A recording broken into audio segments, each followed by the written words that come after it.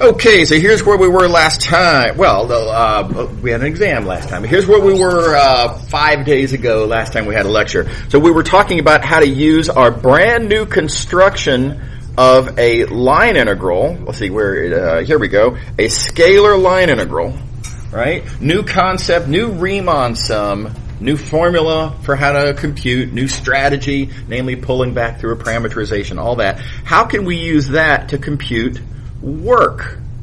And what we found is that it's a little different, and it's just unavoidably a different construction, just because of the differences in the nature of the application that we're dealing with. And a couple of important differences. For one thing, I really need to talk now about an oriented curve. I should not be thinking about a curve as just, kind of a set of points, and which way you go doesn't matter. If you're adding up how much mass there is on it, add up in whatever order you like, right? No, this really matters. The order matters. The direction matters. So we call this an oriented curve. It's a curve with specifically an attached notion of which direction are you going. Right? Okay. Then there's also the fact that when we actually get down to writing down the formula for what we're talking about, the differential is a vector. And the integrand is a vector. This is new, right? In fact, this is not represented in any kind of integral we've ever seen before. And furthermore, the multiplication there is a vector concept of a dot product, right? That everything involved in this construction is all vector. Okay, so that was our construction. Turns out it's really easy to compute all of the same development that we had for scalar line integrals. Already tells us everything that we really need to know here. In particular, this vector dx, right, that I have previously understood in all these various different forms, mostly because I was interested in ds, namely its length. Right? Now I don't even have to restrict my attention to the length. I can just focus on just dx itself. After all, that's all it is in the integrand. And so dx is those things. And so I have all these different versions, all these different alternative forms of how to write down our vector line integral. One of which is a pullback through a parameterization, which I can plug and chug. And I believe that's where we left off last time. So let's do some plugging and chugging. We're going to compute a work. This example right here, the idea is we're walking along some path. Specifically, we're going counterclockwise along the top half of the unit circle.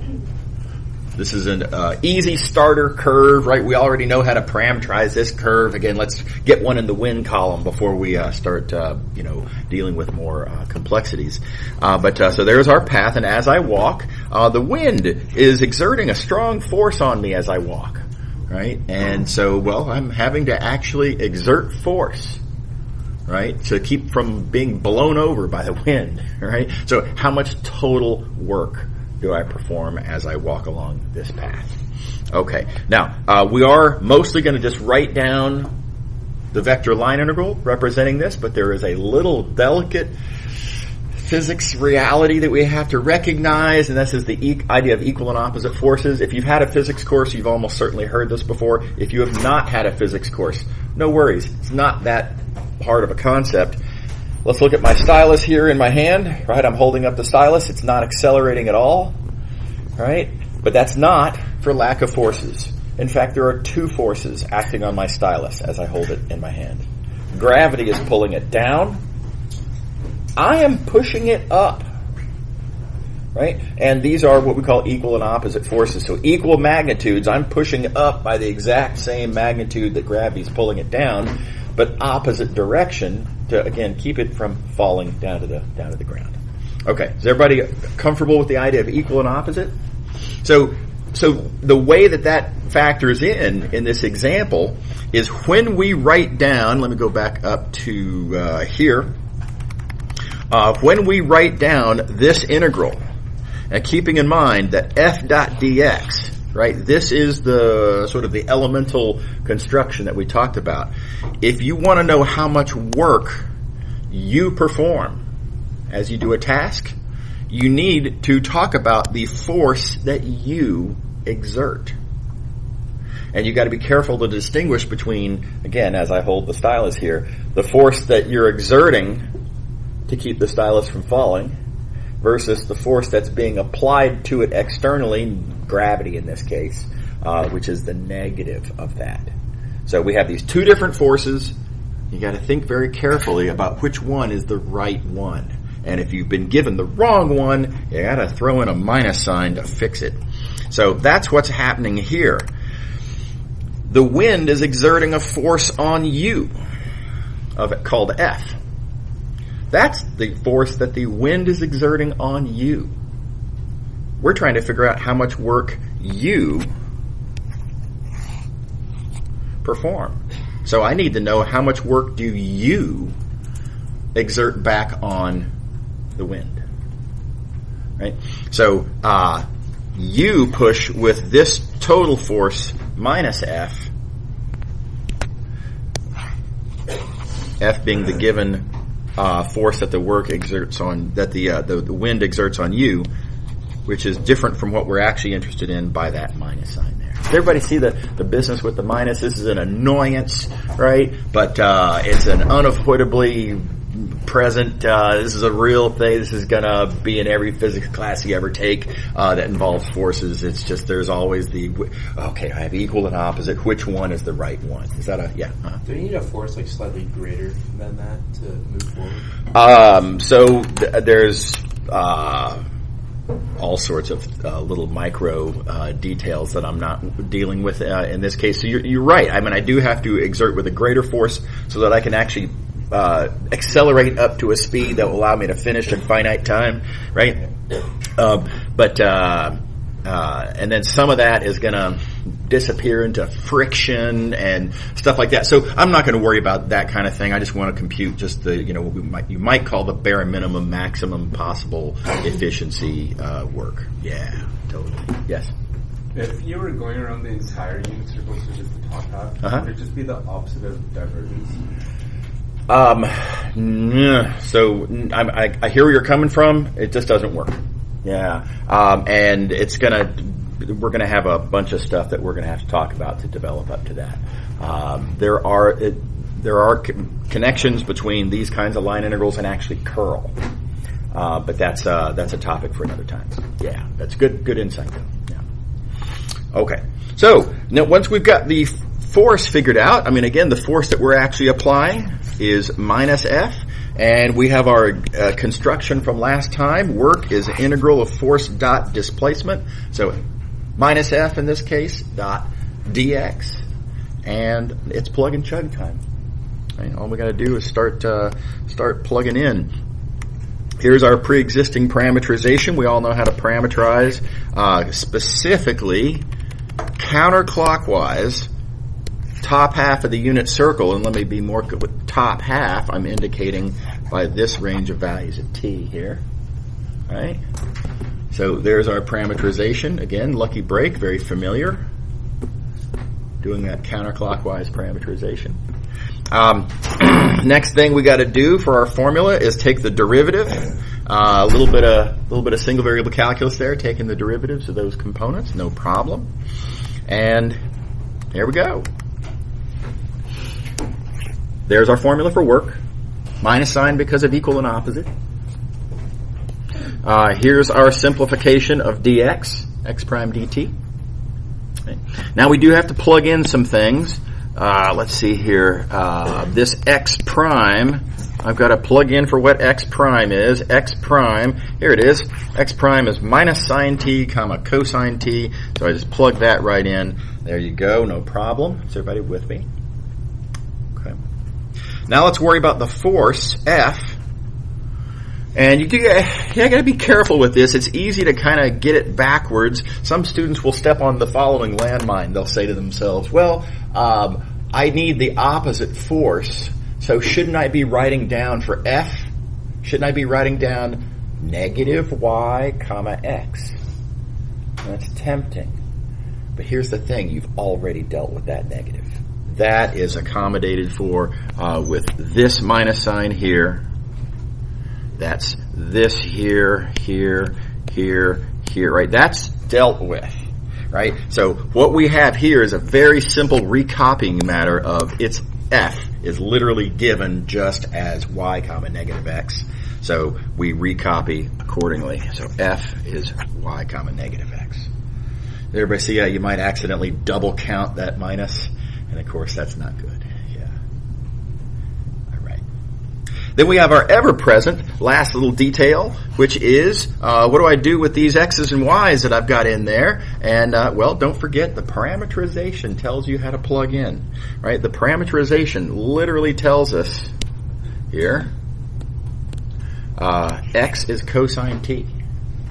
And so I'm going to take this x right here, cosine t, straight out of the parameterization. Let me zoom out so I can fit all that in. Straight out of the parameterization. And likewise for y is sine t, straight out of the parameterization, like that. And then dot product multiplied out, single variable integral, punchline. Is everybody on board? Questions? Everybody's happy? Okay, so yeah, nice. Okay, so now I'm going to scroll back up several pages back here. Whoops, too far. Here we go, several pages back. We were talking about scalar line integrals, and we made this, I made this assertion that by the way, the book spends a bunch of time proving and developing this punchline that I'm just going to give you as a punchline. This is an example of the book being kind of a little bit more mathy of a presentation than what we're doing in Math 219 here. So y'all don't need to worry about how to prove this handy fact, right? And so you can either gloss over or even just ignore all that stuff in the book. But nice punchline. If you're doing a scalar line integral, how you parameterize doesn't matter. Whatever is the most convenient parameterization, suit yourself. It's all fine. Nothing to worry about. Okay. Is that still true for vector line integrals? I ask rhetorically. And the answer is, kinda, but not really. There is a delicacy here. And it's something we've already talked about. You do have to go the right direction. Right? You've got to make sure to keep in mind, when we're doing vector line integrals, the domain for a vector line integral is not a curve. And we might casually talk about vector line integral over a curve, but that's just that's a sloppy talk kind of thing. The domain for a vector line integral is an oriented curve, right? So view this as just a reminder that you do have to be going the correct direction. You do have to respect the orientation when you parameterize. And if that's the case, if you do parameterize the given defined orientation direction for your oriented curve, then yeah, parameterization doesn't matter. You get the same value, no matter what the orientation, no matter what the parameterization is, as long as it's got the correct orientation. Okay. All right, so good news, but again, pretty heavy asterisk there. And you can kind of see what goes wrong if you're parameterizing the wrong direction. All of your position differentials, all your little displacements, all your little dx vectors, all of these things right here, if you parameterize the wrong way, they're all going to be going exactly wrong. Namely, you'll be off by a minus sign. Okay, so now written down more formally, here's the way we write this as a notational point. So the definition here, this little superscript of a minus sign is the notation that the book is using here. At least they changed their notation halfway through the book. I think that's weird, but anyway, this is the notation they're using here to represent that we want a curve oriented opposite of the given. Right, so C comes oriented one way, C minus is same underlying curve, but with the understanding that it's oriented the opposite direction. And as you see in this statement down here, I'm writing it as a theorem. If you have an opposite orientation, the punchline is that you get the negative of the answer that you get going the other way. Okay, everybody believe it? All right. Okay, so there's different points of view that you can take on this. You can view this as a way of documenting how wrong you'll be if you parameterize it the wrong way. There's a different way to think about this, which is that feel free to go ahead and parameterize the wrong way. And just recognize that once you've parameterized the wrong way, you're going to be off by exactly a minus sign, and so you can fix that by saying, whoopsie, I parameterized this the wrong way. Here's my minus. That makes it right. Right? And that is perfectly fine. All right. So let me show you an example. I'm actually going to show you 3 different ways to answer this question here. It's going to be the exact same as the previous example. So top half of the unit circle, et cetera, et cetera. The only difference from the previous is now we're going clockwise instead of counterclockwise.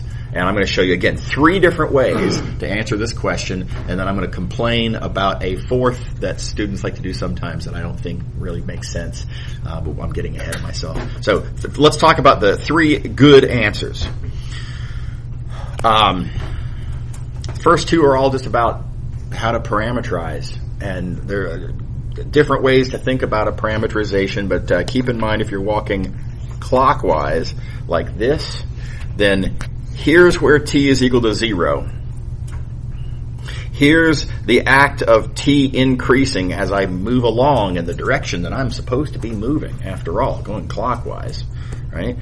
So this is my angle t, and then when I get to the end, that's where t is equal to pi. Now that seems kind of backwards and everything, but notice I did not say theta. We're not talking about theta here. This is where t is equal to pi, and yeah, theta is equal to 0, but whatever. Right? Okay. So what you can do is just say, all right, well then here's my angle t, and that being said, here's my point on my unit circle, and I can just use trig to figure out the coordinates of that point, x comma y, and the way I'm going to use that trig is to relate my t with theta. If t is that angle, then theta is pi minus that. And it's very straightforward to just recognize that the point that I'm interested in is at cosine theta, comma sine theta. What do you think? Anybody see how I did that? And then you're left with, you do have to remember your angle addition formulas. And I know that, again, a lot of high school trig classes have made the decision to stop requiring students to know those formulas. I think that's a mistake. Certainly, these are formulas that everybody does need to know in this class, and I think you'll find that they're also continually handy as you proceed through engineering or physics or something like that. And if you're not majoring in engineering or physics, I'm sorry, in Math 219, these formulas are going to come up a lot. So please do make sure to know all of that trig. Now here's a different approach. Arguably better, I don't know, pros and cons. You might like it, you might like the other one, I don't know. But the clever idea is to say, well look, the parameterization that I'm looking for is a reflection over the y-axis of a parameterization that I already know. Right? I already know how to go the blue path, right? The blue parameterization, counterclockwise on the unit circle, ancient history, old news, cosine t, sine t. Right? And realizing, and just, again, looking at the picture, you can see the green-oriented curve, the blue-oriented curve. They're just reflections of each other, right? And furthermore, you can see from the picture that reflection simply puts a minus sign on the x-coordinate. And so that gives us, you'll notice even, in fact, the exact same parameterization that we got thinking about it in the other terms. So either one of these processes for doing your parameterization is totally fine. Take your pick. I advise you to be comfortable with both, but on an exam you can use either one of these, whichever you find more satisfying. Everybody all right? Okay. All right, so I'm going to say that that's two methods in the sense that once you have your parameterization, well, then it's all, plug into the formula and, chug the integral, etc. And what you'll find is that your answer is minus pi. And this leads me to my third alternative solution for this example, and that is to say, well, wait a second. We're looking at the same curve as previous.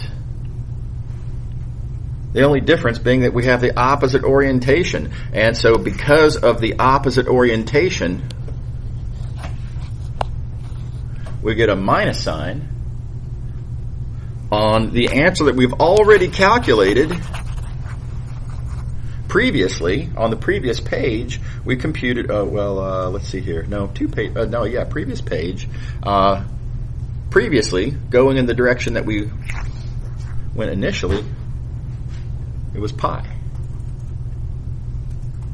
And so we're just going to get negative pi. And again, you notice same answer, right? So we can get to that answer by either of two different parameterizations, or we can just argue, yeah, it's the opposite orientation on a integral we've already computed, so boom, minus sign. How are we doing? Is everybody happy with that?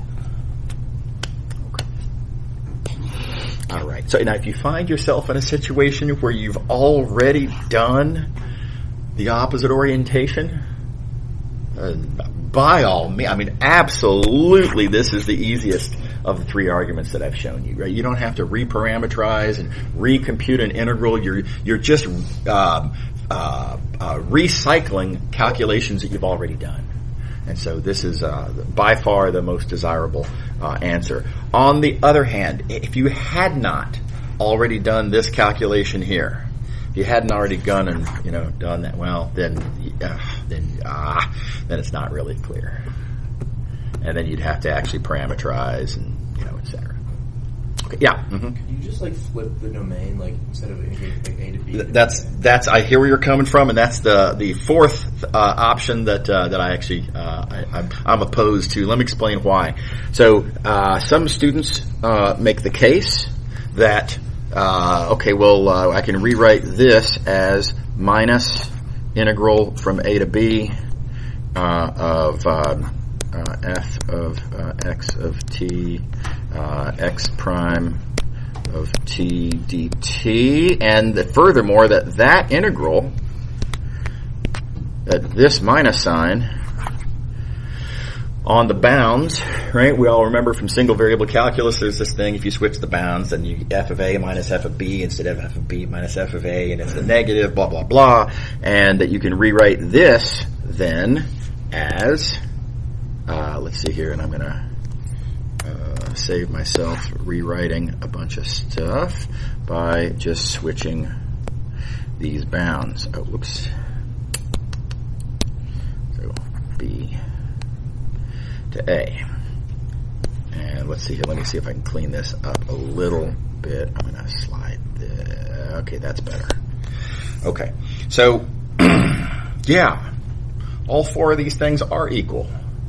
Make sure to remember, though, so when you're doing a calculation, what you're doing is you're explaining reasoning, right? And whether what you write down is true is part of what we're interested in, but what we're also interested in is does what you've written down follow immediately and naturally from what you've written down previously, right? So we're interested in a line of reasoning, and each step in the reasoning has to make sense. Now, I suppose it's true that if you were to, be asked to compute this thing, that yes, you could go through and make this case and write that down as a result. The question would come up, though, why would you bother doing that? It doesn't really buy you anything. This is just as computable. The minus sign's already there. We don't need to rewrite that minus sign as a bound switch. It's just it doesn't accomplish anything, right? So it's kind of pointless in that sense. But then here's what students tend to do instead. Students instead tend to do this. They tend to just go straight to, I'm going to represent the opposite orientation as the bound switch without any of the intervening argument in here. And let me explain what I don't like about this. What I don't like about this is it makes it look like, and in fact, in some cases, I think the students may actually be thinking that we can represent moving in the opposite direction by having time go backwards. And I just think that's a weird look. That's very sci-fi, right? It's unnecessarily awkward. I mean, are you going to make a case for time moving backwards? I mean, are we really sure it's clear? Now, again, keep in mind, it's not about the answer. It's about the reasoning. Yes, of course this is correct. But is it clear goes to the question of, is this reasoning?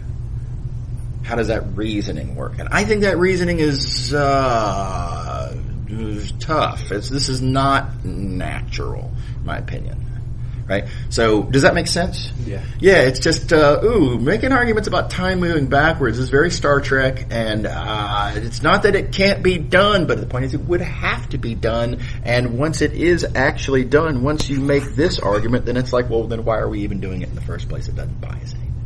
So, maybe it's a little pet peeve of mine, but I think that's undesirable. Yeah. Okay. All right. Okay, so you got three good options here. And we move along. Okay, so I'm going to now try to make a different interpretation of a vector line integral. Keep in mind, we've been talking about this expression right here, integral f dot dx. It came from a question of trying to understand work. That's a very specific physics application. The amount of work that it takes to accomplish a task, right? This integral represents work only if the integrand represents forces, right? That's the whole point of f dot dx, is that the f is a force. Now, here's the thing. Our vector field f could represent the flow of a fluid, which is not a force. So here's the thing then, if this is no longer the case, if f represents fluid flow, now what does this expression represent? What is a vector line integral? It's definitely not work, because f is not force anymore. So we have a big question. What does a vector line integral mean? What does it represent? What physics concept is it describing if the vector field is a fluid flow? Does everybody see the question? Okay. So just for kind of convenience of reference, I am recopying this stuff here. Again, it's stuff that's written down several pages back. There's nothing new there. I'm not going to spend any time on that. But the way I'm going to answer this question of what does this represent if f represents a fluid flow is I'm going to give you kind of a reverse argument. And I think it just works out more conveniently. And the reason for this is that the answer to this question is not a physics concept that's kind of pre-existing. And we don't really, it's kind of hard to relate to thing, what vector line integrals represent in the fluid flow context. It's not, it doesn't have this nice crisp answer like work.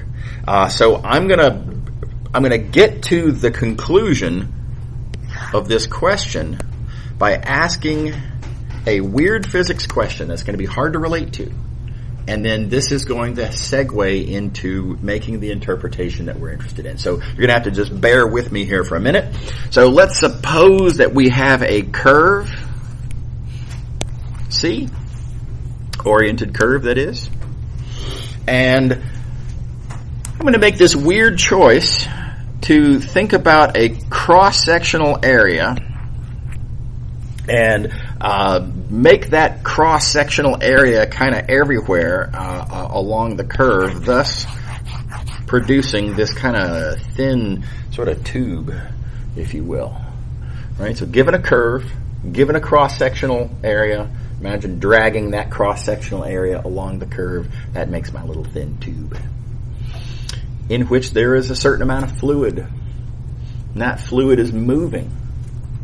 And what I want to know is, this is going to sound weird, and again, this is just, the only reason I'm asking the following question is because it's really going to get to something we need to understand. Altogether, what is the total rate that the fluid in here is flowing along the curve?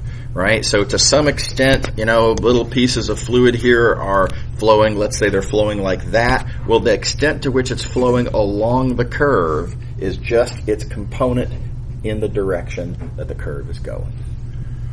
Now again, this seems like a weird question. Why would I care about how much of fluid is flowing along a curve inside of a tube? Right? Weird. Not at all clear why we care. The only reason that we're going to care is because our answer is going to lead to intuition about vector line integrals. So we're going to answer this question blindly as in terms of motivation. Okay, so here we go. Here's a little piece of fluid, little part of that tube. Consider a little volume of fluid there. And how is that fluid moving? Well, again, if I want to know specifically how much is it flowing along the curve, then I'll be taking a component along the curve, t being the unit tangent vector along the curve. We'll be looking at the component of the vector field. Keep in mind the vector field is the velocity. So we'll be taking a component of that velocity along the curve. And this together, if I look at the each little piece of fluid, find out how much is it flowing along the curve.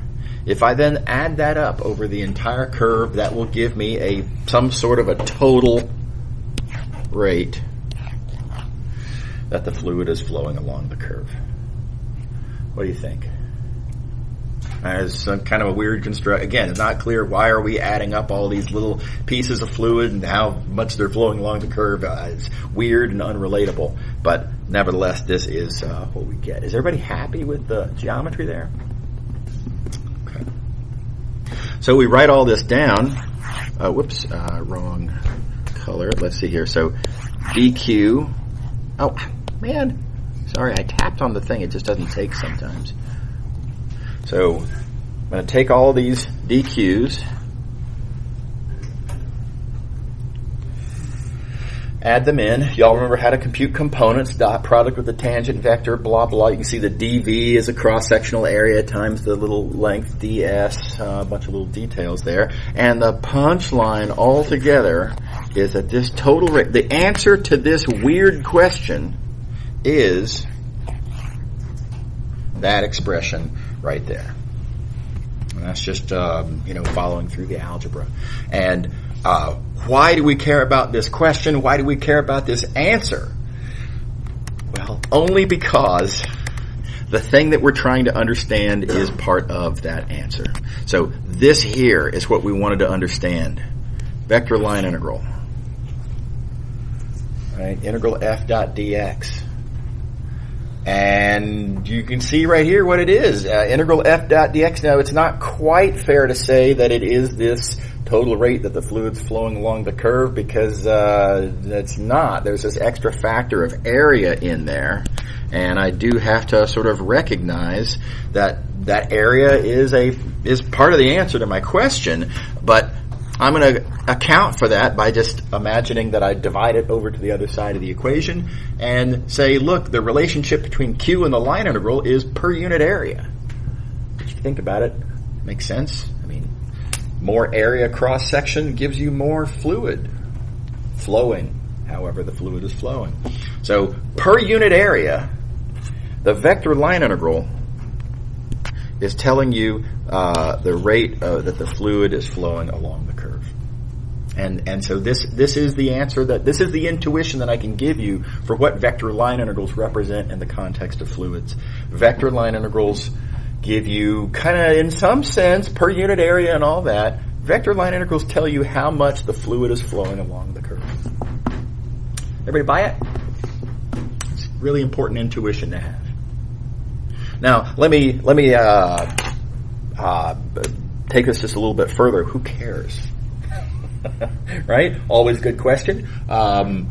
Why do you, as future engineers, and again, I know not everyone is, but just aiming the class at I think the majority of y'all are engineers.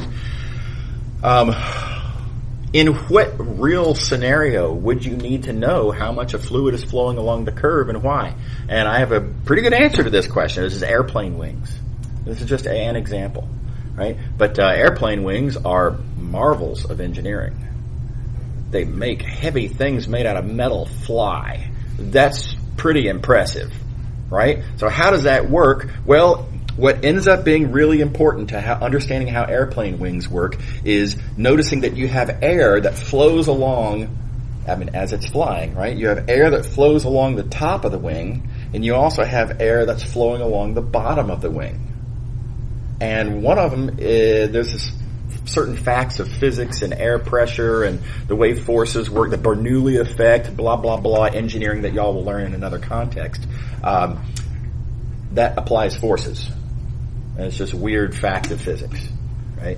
So, on the top, the force is one way. On the bottom, the force is the other way. And so grand total, if you want to compute the lift, what you end up needing to compute is, in fact, going this direction around the wing. What is the amount that the fluid is flowing along that curve? What is the amount that the fluid is flowing along the sort of the perimeter of the cross section of the wing? A line integral. So very intimately connected to how you understand how airplanes fly. Really important fact of engineering. This interpretation of vector line integrals right here. So it's really important. And again, this is not an engineering class, so I'm not going to flesh out those details. But I hope you're willing to buy that this is important. Okay. All right. Okay, moving along. So let's see here. There's a special case that we need to talk about. This is a really important special case, and that is the special case of the closed curve. And notice it's not a given that a curve that you're computing a line integral along is necessarily closed, but very often it will be. Closed curve just means that the curve starts and ends at the same point. So something like a loop, right? Like a circle, an ellipse, something like that, where you wherever you might happen to start, you end back at the same place. This is called a closed curve. Okay, so if you have a closed curve, then this expression, our vector line integral, is called circulation. And I think this is actually just the perfect word to describe what the vector line integral computes. Keep in mind, the vector line integral is keeping track of the extent to which the fluid is flowing along the curve. Well, if the curve, right, if the curve is doing a loop, and if this green integral keeps track of the extent to which the fluid is flowing along that curve, as this fluid is here, right, then in some sense, the integral is kind of keeping track of to what extent is the fluid itself going around in a kind of vaguely, somewhat circular manner, right? And thus the term circulation. Does that make sense to everybody? It's just a little bit of geometric intuition. But anyway, this is the word. Circulation is the word that we use to represent a vector line integral around a closed oriented curve. Okay. And what does this mean physically? Well, it means a lot of different things. In fact, the example that I gave you all a minute ago of the airplane wing lift is a circulation vector line integral, as it turns out. Here's a different intuition that I like. I find this a little bit more sort of like relatable. Circulation, in some sense, suggests how the fluid would rotate a small object. So here, this is just a kind of a little bit of intuition. But let's imagine that I have I like to think of like a fallen leaf. I'm coloring orange for fall colors. That's when the leaves tend to fall. So here's a leaf that's fallen down into the surface of a little, creek or river or something like that. And well, the water is moving around, right? So what's going to happen to that leaf as the water does this? And I propose that leaf will start spinning counterclockwise, because the leaf is going to do exactly what the water tells it to do, pretty much, right? And specifically, it's the circulation itself. The circulation is the total amount, and again, in some sense, total amount that the fluid is flowing around that boundary, and thus the total amount, in some sense, and let's not worry about the details, but the total amount that the water is pushing the leaf to rotate. So a little bit of intuition, I think, is satisfying. And of course, notice it does depend on how we phrase the question, as it were. The circulation is measured with respect to a curve. Here, my curve, my boundary curve of my leaf is counterclockwise, and my my fluid is also going counterclockwise. So to what extent is my fluid rotating my leaf in that light blue direction that is the orientation of the curve? Well, it's going a positive amount in that counterclockwise orientation direction. Now, let's ask the exact same question. Same water flow. Right, we've got a little whirlpool or maelstrom or whatever they call these things here, right? Same little whirlpool. But let's imagine that I've asked the question in a different direction for whatever reason. Let's suppose that I orient my curve clockwise. To what extent is this little whirlpool of water rotating my leaf clockwise?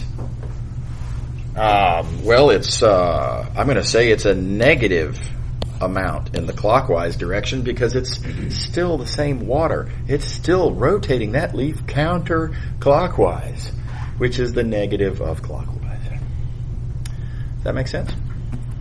So circulation can be either positive or negative, and it's just a recognition of the fact that the way you orient the curve is may or may not be the way that the circulation is actually going. Okay, I hope that's satisfying. Okay. And here's the other thing. It may or may not be obvious. And so in these first two examples, I think it's pretty clear what's going to happen to the leaf. That leaf is going to be going counterclockwise because, well, of course it is. Every point along the boundary of the leaf, it's being pushed counterclockwise across the whole boundary. Sometimes, though, it's really not clear. So if I look at this leaf here, right, that leaf, well, let's see, along some parts of the boundary, the fluid is kind of pushing clockwise. Whereas along other parts of the boundary, the fluid is pushing counterclockwise. So in this case, it's really not obvious is it getting pushed counterclockwise more or clockwise more? Competing quantities there, it's really not clear. And so to answer this question fully, what we'd really need to do is actually parameterize our curve, compute the vector line integral, and see what we get. Okay. And it's going to turn out there's also a much more efficient way to do this that's going to involve some sophisticated ideas that we'll get to not today, but sometime pretty soon. We'll probably start on it on Wednesday.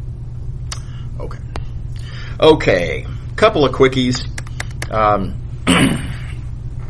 Sometimes you get lucky. Suppose that this is our question.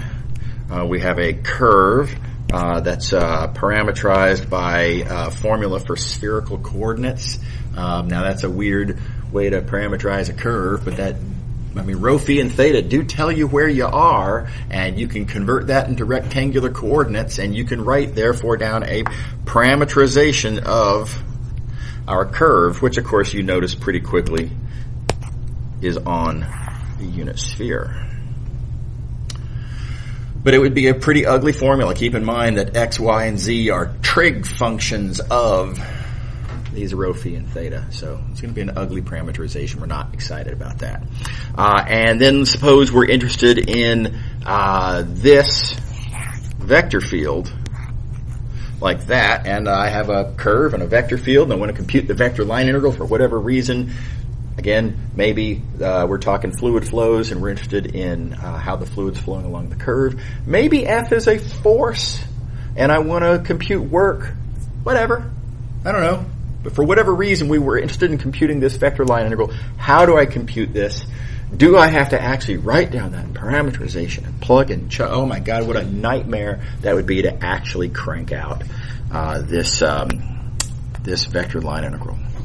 So every so often you get lucky. Like I say, sometimes the geometry is just nice. The argument I'm going to make here is that you'll notice that this curve, because the curve is always on the sphere, that means that your differential, your position differential, is always tangent to the sphere.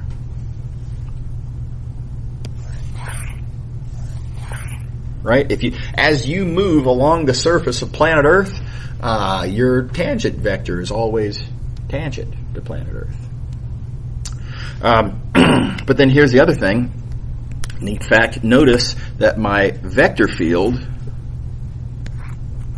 is always a scalar multiple of the position vector. And if you think about the geometry of this, the position vector is always perpendicular to the surface. That's how spheres work. You gotta love spheres. Lots of symmetries. This is unique to spheres centered at the origin. The position vector is perpendicular to the surface. And that means that my vector field is always perpendicular to the sphere. So in the dot product in question, when I look at f dot dx, I'm taking a dot product of two things that are perpendicular to each other. This integral is 0. We're done. All right, so then this kind of geometry, again, you'd be surprised how often this comes up. The world is full of symmetries and spheres and nice things. And so this comes up a lot. And again, thinking back to my old, college days, how often, how was I able to take advantage of stuff like this? Pretty often. And I can't quantify that other than just, these kind of vague memories. I wouldn't be a bit surprised if it was 10% of the vector line integrals that I had to compute, which again, lots of physics applications, I computed a ton of vector line integrals. Maybe as many as 10% were 0 by geometric convenience like this. So it's a really valuable trick. Please be on the lookout for this kind of thing. I love this phenomenon. It's not at all unlikely that this may appear on an exam at some point in this semester. So useful trick. And we'll call it there. Y'all have a good Monday. See you later.